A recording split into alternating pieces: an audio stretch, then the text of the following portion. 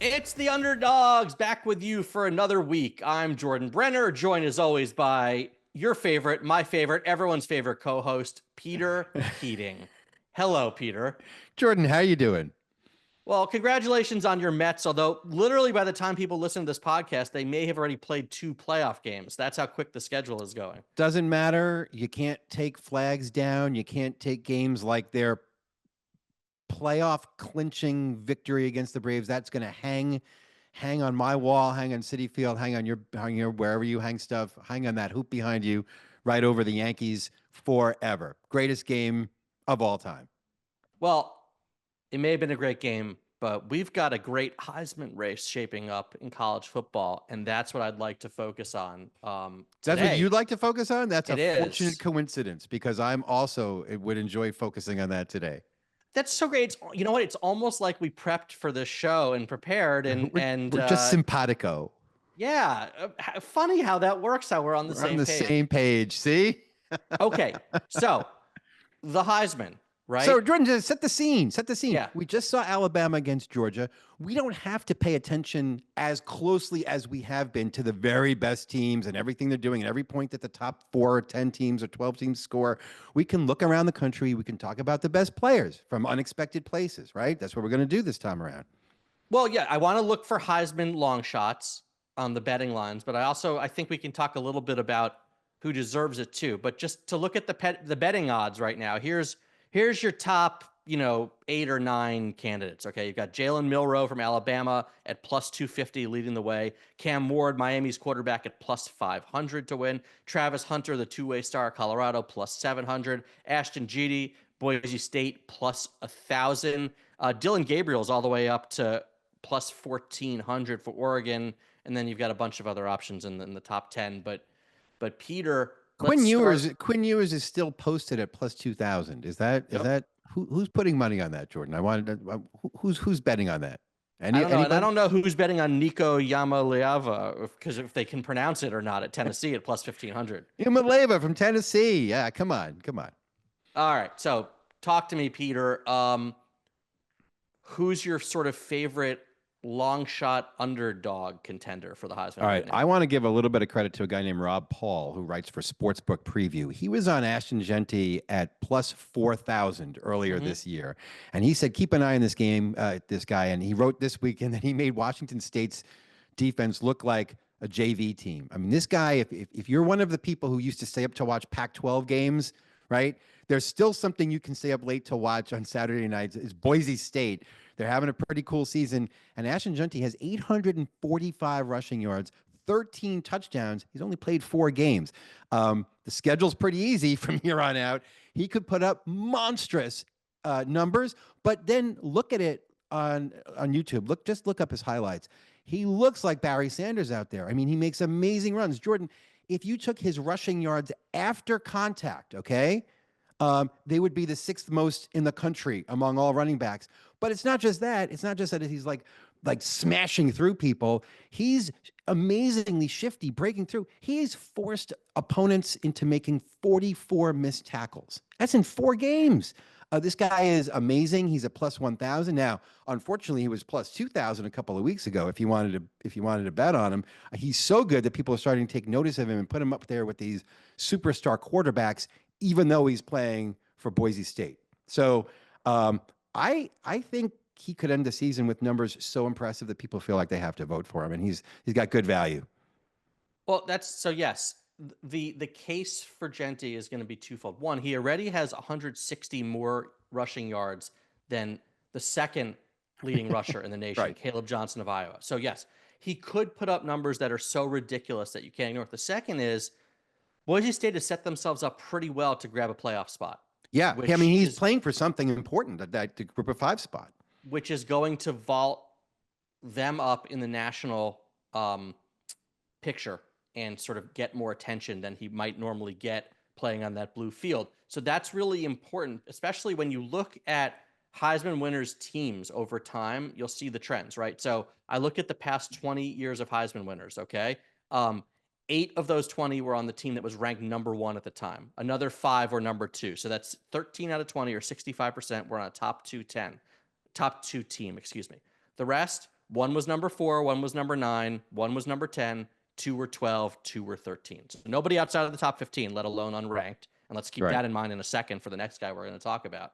So it's pretty clear you have to be on a good team. Well, Boise You don't State have, has, to your point, Boise State has cracked the top 25. So that's what they I'm are saying. they are moving up. You are right. He's going to Right. get for people for whom that matters, and it matters to voters, as you've just shown. He's going to keep himself in the picture. So I think the case for him is Boise State does well, makes the playoff. He obliterates every other rushing stat in the nation, and then the quarterbacks sort of cancel each other out. But I want to talk about an even bigger wild card, which we only get once in a blue moon. It is Travis Hunter playing two ways. And we can't even really qualify him as an underdog or a long shot anymore because he's plus 700. He's got the third shortest odds. But it's certainly an underdog for a non-quarterback and especially a non-quarterback running back to win. He's got such an unusual case playing two ways.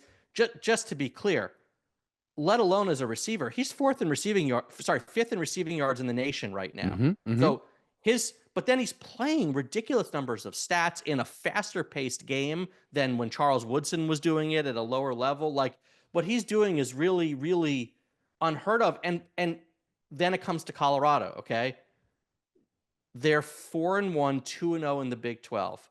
The question is, if they falter like they did last year, if they fail to keep up with the better teams and this team finishes, a game or two over 500, does that sink his chances? Or what he's doing on an individual level, is it so spectacular that people are going to, A, overlook team success potentially, B, overlook the growing sort of disgust with Deion Sanders and just focus on his unbelievable production and talent level?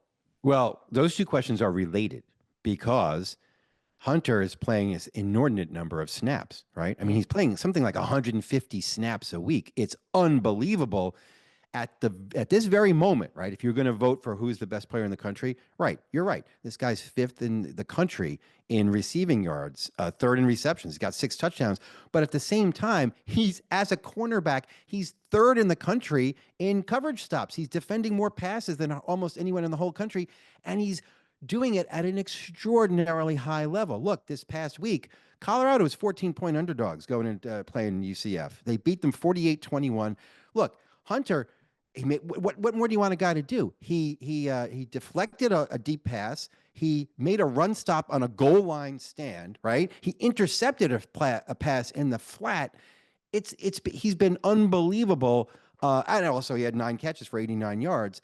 This is like a Shohei Ohtani type season. But I agree. Can anyone? So at this very moment, Colorado's did themselves a lot of good for their players and for themselves by winning this past week. But can he keep that up for an entire season? Well, right. So, look, if we were voting on the Heisman right now, he would have my vote. I just think I agree with this is so unusual and special that it's worthy of recognition. Okay, we've seen quarterbacks and running backs do what these guys are doing. This is almost unique. Okay, so yes, things can change over the course of the year. Again, I'm still not sure how much Colorado's team success matters if someone is doing this much on an individual level that's been unseen. But let's talk about the two other favorites to sort of map out what it looks like for the other long shots. Okay, so Jalen Milroe and Cam Ward. I think Cam Ward has a better chance. He's a plus 500, has a better chance to win, largely because I think Miami has a real chance to go unbeaten. And if he certainly has the better chance to go unbeaten. The road's easier, right? And so if you're looking at a quarterback who may be on an undefeated team going into the playoff with pretty exceptional numbers, that's a pretty hard case to ignore. The flip side is this.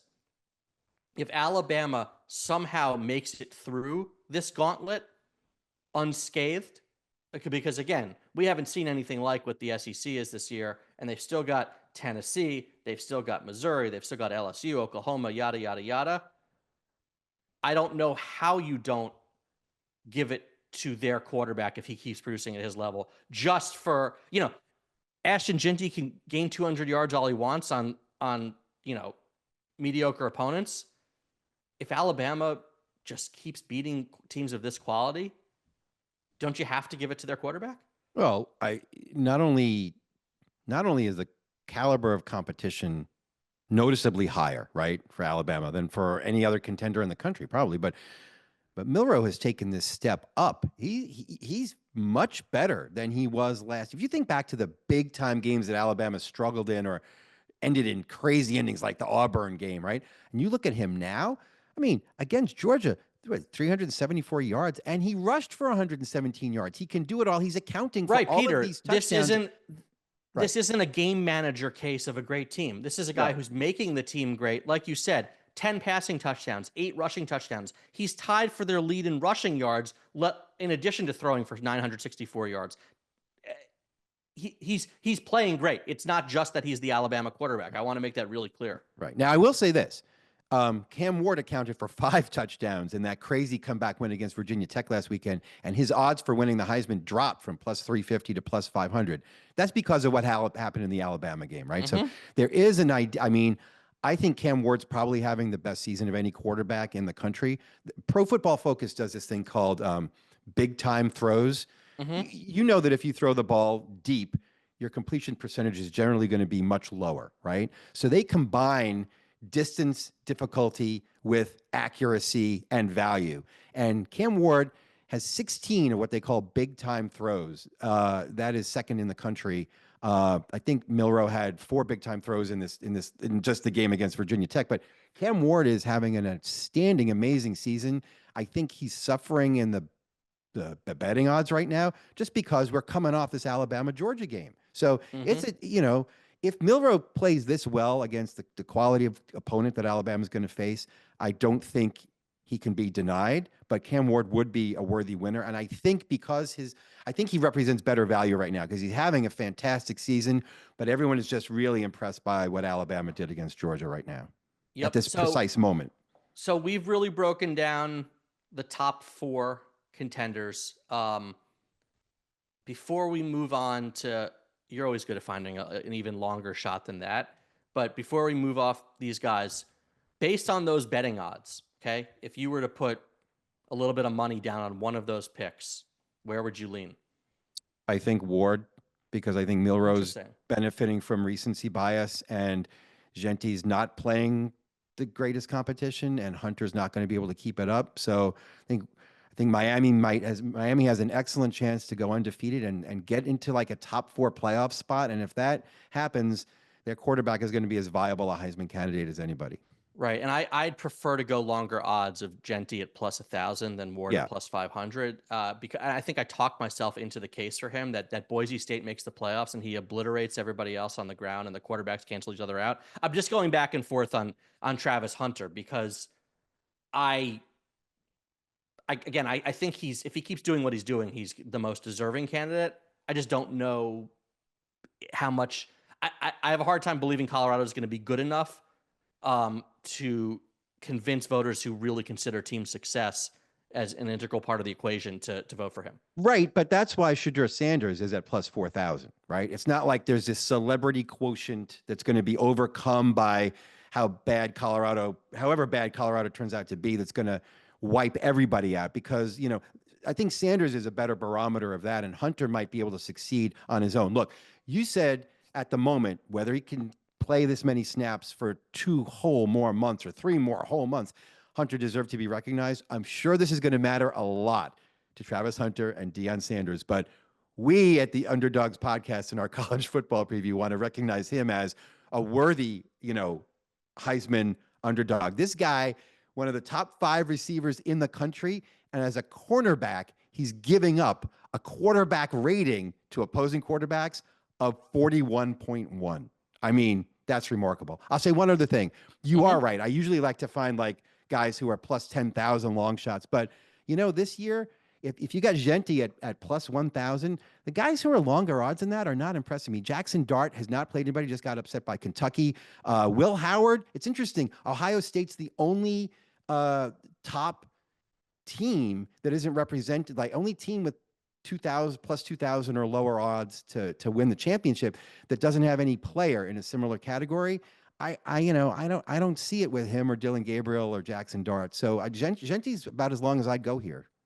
Really? I'm actually shocked. I thought you had somebody like, you know, Yeah, out plus 5,000 kind of, you usually know. is some Oregon State quarterback or somebody who catch my eye when I'm, falling asleep at 1:30 in the morning. But I think if you're looking for somebody like that, go with the running back from Boise State.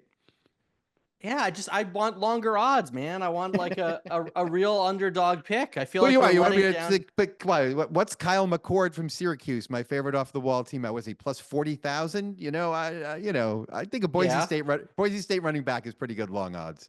Okay. I mean, you did mention Ohio State and Will Howard. Can you? I think the biggest problem with Ohio State is you got a lot of guys who are really good who are kind of Yeah. would split credit.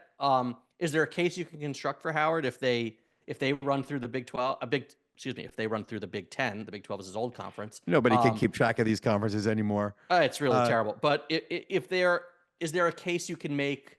I don't think so, Jordan, because look, if you're trying to decide who the best players are, I know the analytics are fuzzier for college than for pro ball, but how do you think somebody is more deserving on the field than either Hunter or Cam Ward? And if you want the wins against big time opponents, then Milroe, this is a pretty good cluster of candidates. I got no off the wall punt returner for you this year. Yeah, it's just that we're only 5 weeks in, and it's hard to say that we've already narrowed it down to 4 candidates. Like, there's got to be something someone can do to break up this little party. Like, even just what's looking at what's Arch Manning at? What's Arch Manning at? You think he could pull off? He's not going to be the starting quarterback when Ewers comes back. How do you? So though I am just looking at guys who are under plus 5,000, who national voters will know and who will benefit from regional voting, who playing for winning teams. Who else does that describe? Is Dylan Gabriel going to come back? Dylan Gabriel's only a plus 1,400. That's not even that long a shot. I don't see a Drew Aller. There's too many guys in the SEC.